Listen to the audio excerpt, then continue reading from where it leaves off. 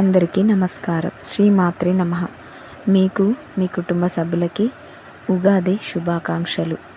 ఈరోజు వీడియోలో శ్రీహరి మత్స్యావతారాన్ని ఎందుకు ఎత్తాడో తెలుసుకుందాం. కాబట్టి భక్తి శ్రద్ధలతో కథ వినండి. శ్రీహరి దశావతారాల గురించి మనందరికీ తెలుసు. అయితే ఈ 10 అవతారాల్లోనూ మొదటి అవతారం మత్స్యావతారం. చేప రూపంలో వచ్చి హయగ్రీవుడనే రాక్షసుడిని సంహరించి లోక కళ్యాణం గావించాడు. పరమ పవిత్రమైన వేదాలను జనులకు అర్పించాడు. అధర్మం 4 పాదాలపై ఉన్న ప్రతిసారి ఈ ప్రపంచాన్ని కాపాడేందుకు ఆ శ్రీహరి భూమిపై అవతారాలెత్తుతూ ధర్మాన్ని రక్షిస్తాడు. మానవత్వం మంట కలిసిన సమయంలో దుష్ట శిక్షణ కోసం 10 అవతారాలెత్తాడు. ఇందులో మొదటి అవతారం మత్స్యావతారం. అంటే చేప రూపంలో వచ్చి దుష్ట శిక్షణ చేస్తాడు. విష్ణు పురాణం ప్రకారం హయగ్రీవుడనే రాక్షసుడిని సంహరించేందుకు గాను ఆయన ఈ అవతారం ఎత్తాడు. అసలు తొలి అవతారంగా మత్స్యావతారాన్ని ఎందుకు ఎంచుకున్నాడు? చేప రూపంలో మారడానికి కారణం ఏమిటి? ఇప్పుడు మనం తెలుసుకుందాం. పూర్వం హయగ్రీవుడనే రాక్షసుడు ఉండేవాడు. అతడు కశ్యప మహాముని, అతడి భార్య ధను దంపతుల పుత్రుడు. ప్రజలకు మానవత్వాన్ని వరంగా ప్రసాదించాడు కశ్యపుడు. ఇది ఇష్టం లేని హయగ్రీవుడు తండ్రి నిర్ణయాన్ని వ్యతిరేకించాడు. ఈ కారణంగా దానవులకు రాజుగా హయగ్రీవుడు సింహాసనాన్ని అధిరోహించాడు. సాధారణంగా ప్రజలు రాక్షసుల కంటే శక్తివంతులు కాకుండా అడ్డుకునేందుకు అన్ని విధాలా ప్రయత్నిస్తాడు. యజ్ఞ యాగాదులు ధ్వంసం చేస్తాడు. ప్రజలను తీవ్ర ఇబ్బందులకు గురి చేస్తాడు. దానవ కులాన్ని అత్యంత ఉన్నతమైనదిగా నిర్మించాలని అతడు భావిస్తాడు. అందుకోసం మానవులకు భంగం కలిగించేలా అనేక ప్రయత్నాలు చేస్తాడు.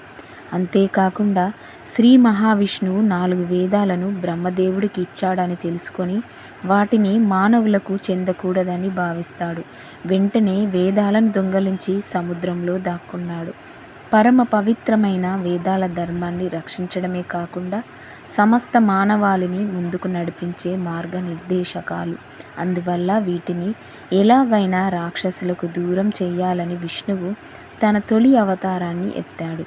చేప రూపం ఎత్తి సముద్రంలో దాగి ఉన్న హయగ్రీవుడిని సంహరించి వేదాలను తిరిగి సాధిస్తాడు. ఆ 4 వేదాలే ఋగ్వేదం, యజుర్వేదం, సామవేదం, అథర్వణ వేదం.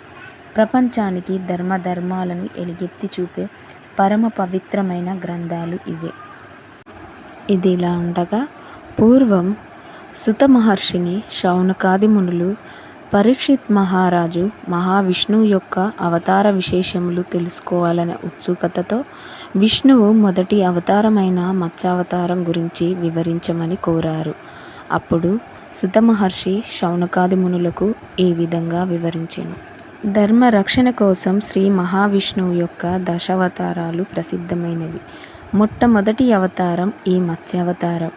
భగవంతుని దశావతారాలు సృష్టి పరిమాణాన్ని వ్యక్తం చేసే సంకేతాలుగా గ్రహించిన ఆధునికులు మత్స్యావతారాన్ని జలావిర్భావానికి సూచనగా చెబుతారు.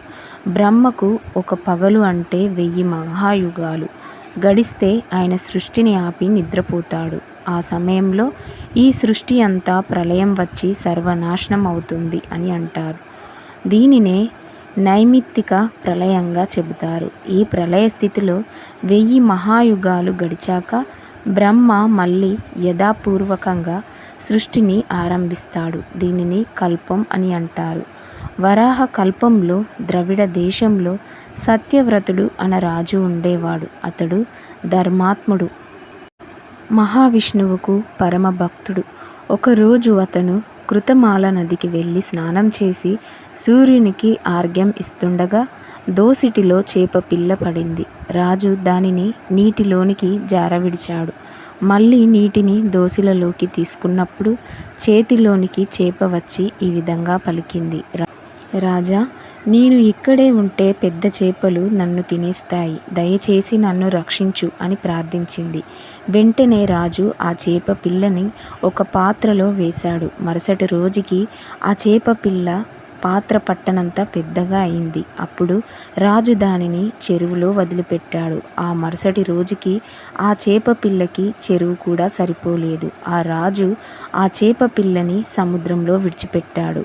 ఆ మత్స్యం శతయోజన ప్రమాణానికి విస్తరించింది. అంతటా ఆ మత్స్యం తాను శ్రీమన్నారాయణుడనని, 7 రోజులలో ప్రళయం రానుందని, సర్వ జీవరాశులు నశించిపోతాయని, ఈ లోకమంతా మహాసాగరమవుతుందని, నీ వంటి సత్యవ్రతుడు నశింపరాదని పలికింది.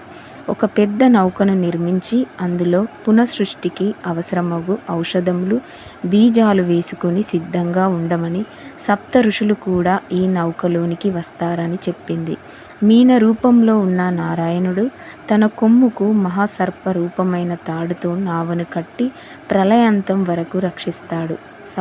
సంఖ్యాయోగ క్రియాసహితమైన పురాణ సంహితను రాజుకు ఉపదేశిస్తాడు. సత్యవ్రతుడు వివాస్వతుడైన సూర్యునికి శ్రద్ధాదేవునిగా జన్మించి వైవస్వత మనువుగా ప్రసిద్ధికెక్కాడు. బ్రహ్మ మేల్కొని సృష్టి చెయ్యాలని సంకల్పించగా వేదాల అపహరణకు గురి అయ్యాయి. బ్రహ్మదేవుడు నిద్రావస్థలో ఉన్నప్పుడు అతడి నోటి నుండి వేదాలు జారి క్రిందపడగా సోమకాసురుడు అనే రాక్షసుడు 4 వేదాలను అపహరించి సముద్ర గర్భంలోకి వెళ్ళిపోయాడు. బ్రహ్మ శ్రీమన్నారాయణ్ణి ప్రార్థించగా అతను మత్స్య రూపంలో జలానిధిని అన్వేషించి సోమకాసురునితో పోరాడి అతని కడుపు చీల్చి వేదాలను, దక్షిణావర్త శంఖాన్ని తీసుకొని బ్రహ్మ వద్దకు వచ్చాడు. శంఖాన్ని తను తీసుకొని శిథిలమైన వేద భాగాలని బ్రహ్మను పూరించమని ఆజ్ఞాపించాడు. ఇది 2వ మత్స్యావతారం.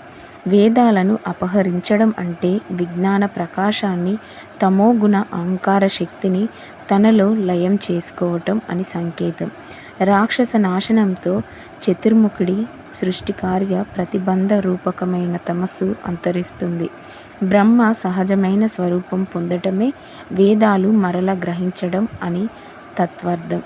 పరబ్రహ్మ చైతన్యాత్మ సర్వవ్యాపకమని, విశ్వంలో కనిపించే తేజమే పరమాత్మ స్ఫూరమని గ్రహించాలి. పరబ్రహ్మ చైతన్యాత్మ విశ్వంలో కనిపించే తేజమే పరమాత్మ స్ఫురణమని గ్రహించిన మముక్షువులు నివృత్తి రూప మోక్షపదం పొందగలరని మత్స్యావతార కథ మనకు సూచిస్తుంది. ఈ కథ విన్నవారికి ఆ శ్రీమన్నారాయణుడి ఆశీస్సులు ఎల్లవేళలా ఉండాలని కోరుకుంటూ, ఈ క్రోధనామ సంవత్సరం అందరికీ శుభాలను కలుగజేయాలని కోరుకుంటూ, సర్వే జనా సుఖినో భవంతు.